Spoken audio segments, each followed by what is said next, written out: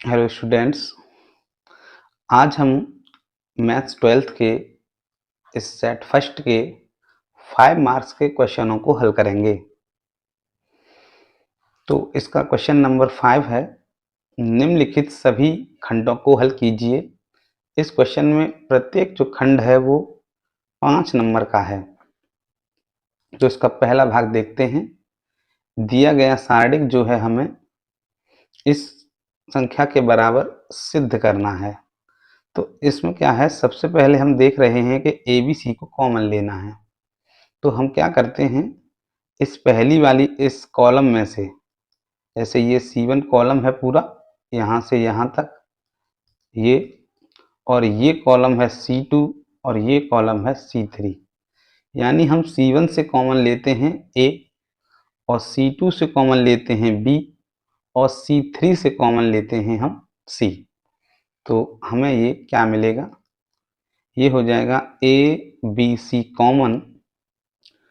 तो इस पहले कॉलम में से हमने क्या किया है कि A कॉमन लिया है, तो यहाँ 1 से कॉमन लेंगे A, तो 1/A प्लस A से A कॉमन लेंगे तो 1, यहाँ इस 1 से A कॉमन लेंगे तो ये 1/A और इस 1 से A कॉमन लेंगे तो ये 1/A हो जाएगा। यहाँ से जब हम B कॉमन लेंगे तो ये इसी प्रकार 1/B होगा, ये 1/B प्लस 1 होगा और ये 1/B होगा, ये 1/C होगा, ये 1/C होगा, ये 1/C प्लस 1 होगा। अब क्या करना है, हम देख रहे हैं कि जो ब्रैकेट में संख्याएं दी गई हैं वो इन तीनों संख्याओं को जोड़ने पर हमको मिलेगी। यानी हमें इस कॉलम C1 और C2 और C3 कॉलम यदि तीनों को ऐड कर दिया जाए तो हमें ये वाली संख्या मिल जाएगी। तो इसके लिए हम यही करते हैं कि C1 पर, यानी इस C1 पर लिखा जाएगा, हम C1 plus C2 plus C3 यानी तीनों को ऐड करते हैं तो हमें मिलेगा ABC। तो C1 C2 और C3 को ऐड करने पर मिलेगा 1/A plus 1 plus 1/B plus 1/C। ऐसे ही यहाँ जब ऐड करेंगे इन तीनों को तो ये भी कुछ इस तरह मिलेगा 1/A 1/B 1 और 1/C।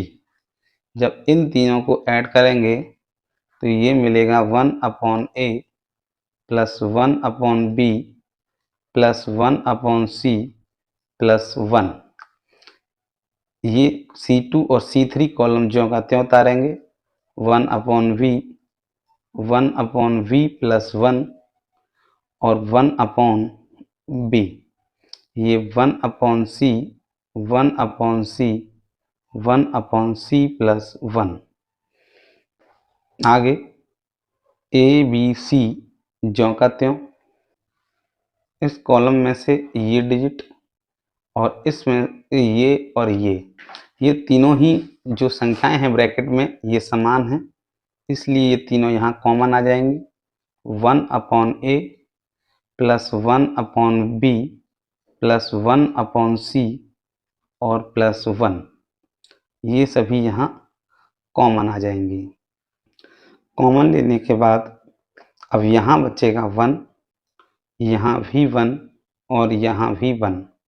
ये बाकी दोनों कॉलम ज्यों का त्यों उतारेंगे, 1/B plus 1 1/B 1/C 1/C 1/C plus 1।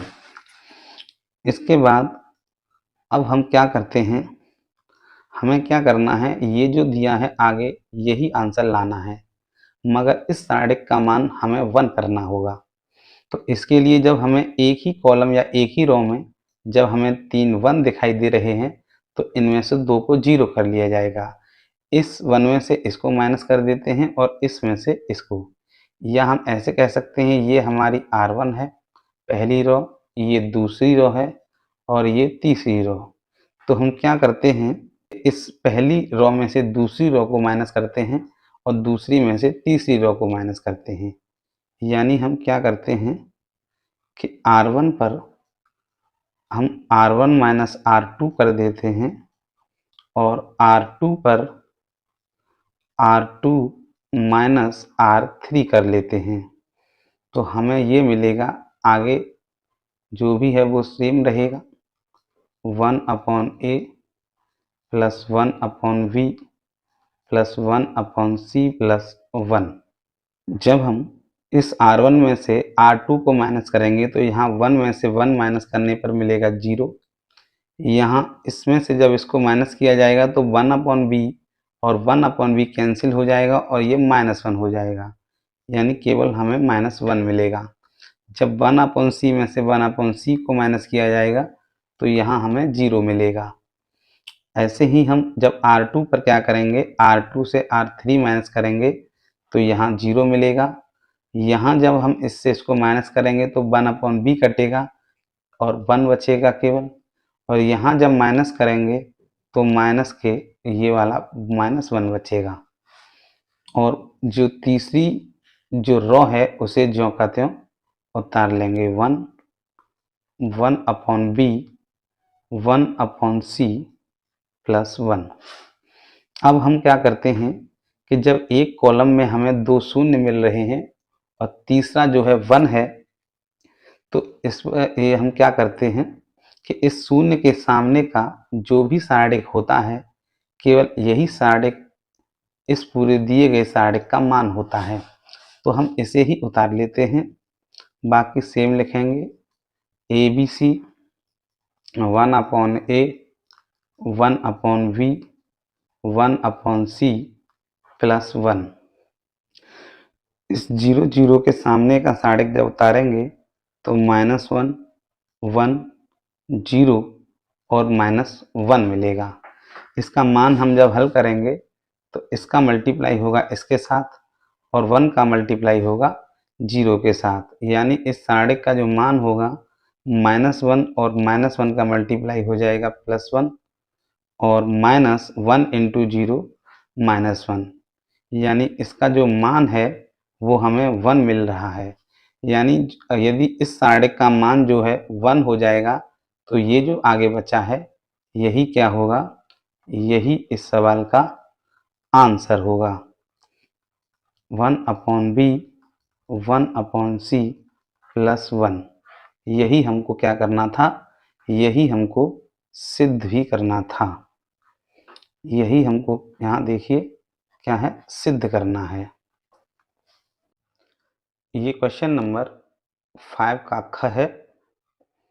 यदि f(x) बराबर x प्लस 1/x, तो सिद्ध कीजिए कि f(x) का क्यूब बराबर होगा f(x³ प्लस 3f(1/x) के। तो इसके लिए क्या है, हमें दिया है फंक्शन ऑफ x बराबर x प्लस 1/x। तो हमें इस सवाल को सिद्ध करने के लिए हम पहले ये f(x³ और f(1/x) निकाल लेते हैं। तो f(x³) यानी जो x है वहाँ क्या कर दिया गया है, x³, तो इसकी वैल्यू क्या होगी, x³, जहाँ x है वहाँ x³ कर दिया गया है प्लस x³। अब वैल्यू निकालते हैं किसकी, 1/x की। फंक्शन ऑफ 1/x की वैल्यू निकालेंगे तो जहाँ x है वहाँ 1/x लगाएंगे, तो ये हो जाएगा 1/x प्लस 1 और 1/x। आगे इसे जब सॉल्व करेंगे तो ये function of 1/x equal to मिलेगा 1/x और ये ऊपर जाएगा तो x। तो आगे अब क्या करते हैं, हम यहाँ से इस राइट हैंड साइड को सॉल्व कर लेते हैं। तो ये है, यहाँ इसकी वैल्यू जब लगाएंगे यहाँ से तो ये मिल जाएगी हमें x plus x cube plus 1/x³ plus 3 और एफ 1/x की वैल्यू जब हम इसको लगाएंगे तो ये मिलेगा ब्रैकेट में हमको x प्लस 1/x। अब हम देखते हैं कि ये जो फॉर्मूला है ये फॉर्मूला है a³ plus b³ plus 3a into B, क्योंकि यहाँ a इंटू बी की जगह क्या है x और 1/x है, तो इसलिए वो दोनों कटकर 1 हो गए हैं। और यहाँ ये हो जाएगा a प्लस बी और ये बराबर फॉर्मूला होता है a प्लस बी का होल क्यूब। तो हम ऐसे कह सकते हैं ये जो दिया है हमें ये सब क्या हो जाएगा 1/x का होल क्यूब। और जो 1/x प्लस 1/x जो है ये किसके बराबर है, ये बराबर है fx के। तो हम ऐसे कर सकते हैं कि ये अंदर fx है और ये इसका होल क्यूब है, जो कि किसके बराबर है, यहाँ राइट हैंड साइड के बराबर है।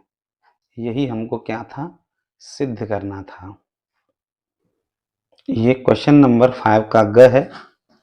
tan इनवर्स 2x/1 - x² का cos इनवर्स 1 - x² 1 + x² के सापेक्ष अवकल गुणांक ज्ञात कीजिए। यदि हम ये मान लें कि ये हमें u बराबर दिया है tan इनवर्स 2x/1 - x² और v बराबर हमको दिया है cos इनवर्स 1 - x² 1 + x², तो हमें इस फंक्शन के सापेक्ष अवकल गुणांक ज्ञात करना है। या हम ये कह सकते हैं कि हमें इस du यानी u का v के सापेक्ष निकालना है, तो du/dv का मान हमको क्या है, ज्ञात करना है। तो इसके लिए क्या करते हैं, हम दोनों का पहले अलग अलग डिफरेंशिएशन कर लेते हैं। हम इसमें क्या करेंगे, ये जो दिया है tan इनवर्स 2x/1 - x², अगर मैं यहाँ x की जगह tan थीटा मान लूँ तो क्या हो जाएगा, ये हो जाएगा tan inverse 2 tan theta 1 - tan² theta, और ये हो जाएगा v बराबर cos इनवर्स 1 -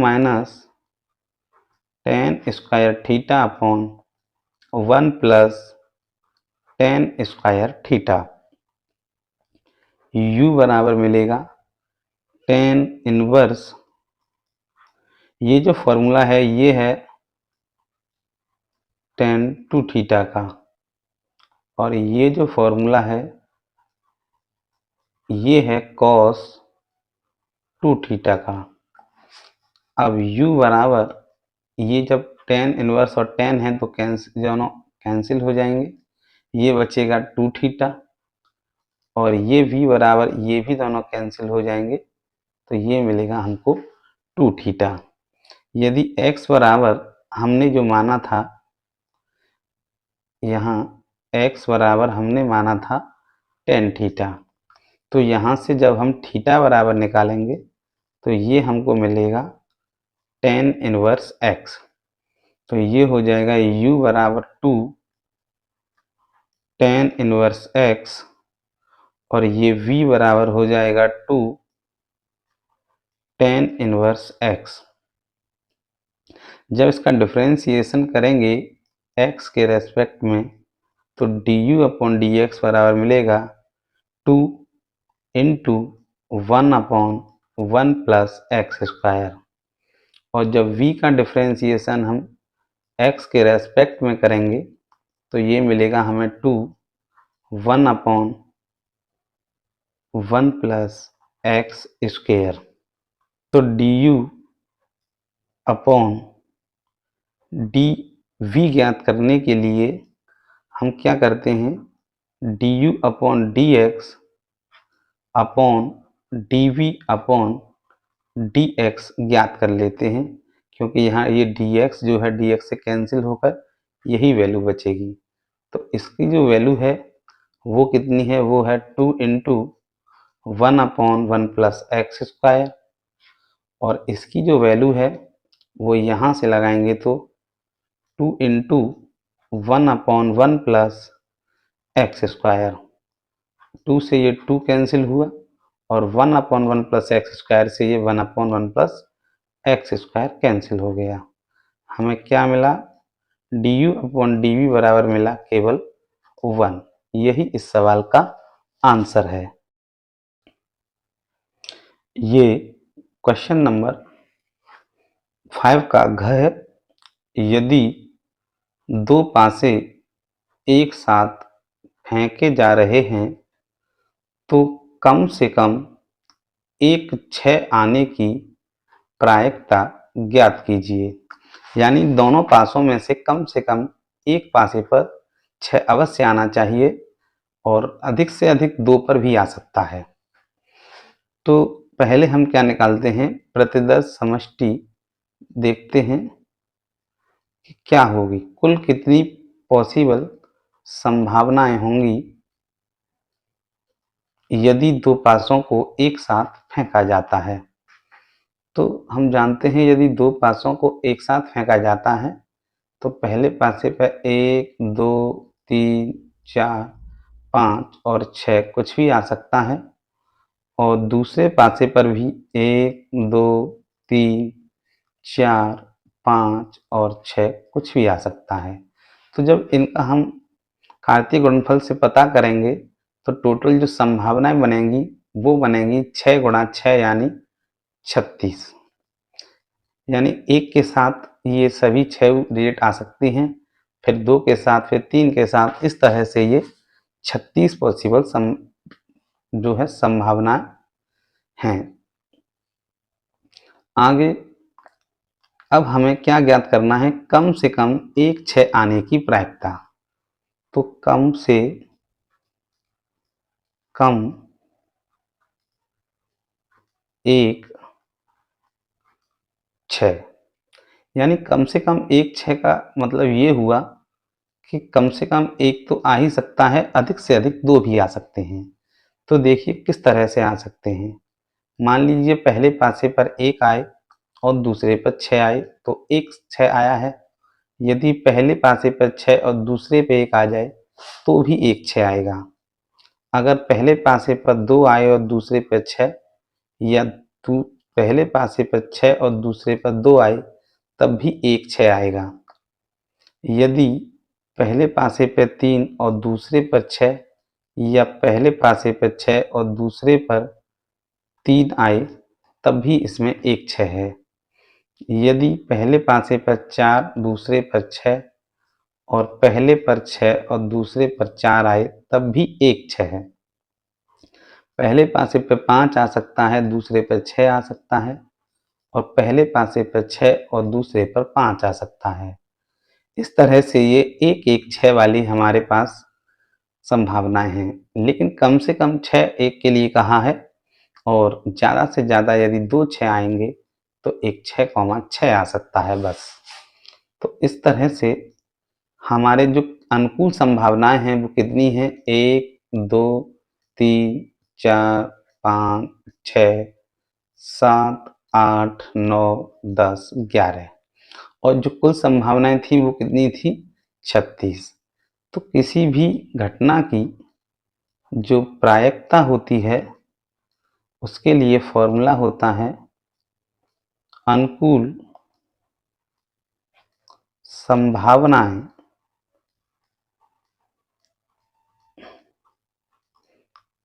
बटे कुल संभावनाएं। यानी हम ये कह सकते हैं कि इस घटना की जो प्रायिकता है वो कितनी है, अनुकूल संभावनाएं तो 11 थी और कुल संभावनाएं 36 थी। इसकी जो प्रायिकता होगी वो कितनी होगी, 11/36 होगी। आइए अगले प्रश्न पर चलते हैं। ये 5वां भाग है, प्रश्न संख्या 5 का, और ये भी जो है 5 मार्क्स का है। इंटीग्रेशन है, ऊपर दिया है sec स्क्वायर 2x अपॉन, यहीं से सॉल्व करना शुरू करते हैं। तो ये हो जाएगा, जब हम इसको सॉल्व करेंगे तो ये हो जाएगा cos x upon sin x, यानी cot x को चेंज कर लिया है, और tan x को चेंज करेंगे तो sin x upon cos x, और पूरे का स्क्वायर इनटू dx। आगे integration sec square 2x upon, जब इनका हम एलसीएम लेंगे तो नीचे मिलेगा हमको ये sin x into cos x, और इस कॉस से इस कॉस में मल्टीप्लाई करेंगे, कॉस स्क्वायर एक्स माइनस इस साइन से इस साइन में मल्टीप्लाई करेंगे तो ये हो जाएगा sine square x whole square into d x. Integration sec square 2x upon, ये जो फॉर्मूला बना है ऊपर, ये बना है cos 2x का, और मैं यदि नीचे की बात करूँ यहाँ हर की, तो इसमें यदि 2 का मल्टीप्लाई कर दिया जाए तो ये भी फॉर्मूला बन जाएगा sin 2x का। तो यदि हमने 2 का यहाँ मल्टीप्लाई किया है तो 2 का मल्टीप्लाई ऊपर भी करना पड़ेगा। आगे ये हो जाएगा sec square 2x upon 2 cos 2x upon sin 2x का होल स्क्वायर इनटू dx। आगे sec स्क्वायर 2x अपॉन, ये हो जाएगा 2 cot 2x का whole square into dx। Integration sec square 2x upon whole square, जब यहाँ खोलेंगे तो ये होगा 4 cot square 2x into dx। 1/4 को यहाँ हमने बाहर कॉमन लिख लिया, और ये जो cot स्क्वायर x है, यदि मैं इसको ऊपर ले जाना चाहूँ तो ये tan में बदल जाएगा, क्योंकि cot x बराबर होता है 1/tan x, यानी ये हो जाएगा tan square 2x into sec square 2x into dx। यदि हमें पता है कि ये जो tan 2x है, इसका डिफरेंशिएशन sec स्क्वायर 2x होना है, तो हम क्या करते हैं, इसको हम t मान लेते हैं, t बराबर tan 2x। तो यहाँ से जब हम डिफरेंशिएशन करेंगे x के रेस्पेक्ट में, तो dt अपॉन dx बराबर मिलेगा sec स्क्वायर 2x, और इस 2x का दोबारा करने पर 2। लेकिन हम क्या करेंगे, हम sec square 2x into d x की वैल्यू ज्ञात करेंगे। तो इसके लिए dt, और ये 2 जब इधर आएगा तो अपॉन 2 इक्वल टू बचेगा sec square 2x into d x. तो ये dt अपॉन 2 हो गया किसके बराबर, sec square into d x के। सबकी वैल्यू लगाते हैं, 1/4 इंटीग्रेशन, इसको हमने t मान लिया था, t का स्क्वायर, और इसकी जो वैल्यू है इसकी वैल्यू निकाली है dt/2। आगे हो जाएगा, इस 2 का मल्टीप्लाई इस 4 के साथ करेंगे तो 1/8 integration t² into dt। Integration करने पर जो x की पावर n से करेंगे तो ये होगा t की पावर n+1 या 2+1 अपॉन 2+1 और प्लस c। इस 3 का मल्टीप्लाई 8 के साथ करेंगे तो 1/24 इंटू इस t की वैल्यू रखेंगे हम 10 2x और ऊपर से लगा है ये 2 + 1 यानी 3 प्लस c, या ऐसे लिख सकते हैं 1/24 10³ इंटू 2x और प्लस c। यही इसका आंसर होगा।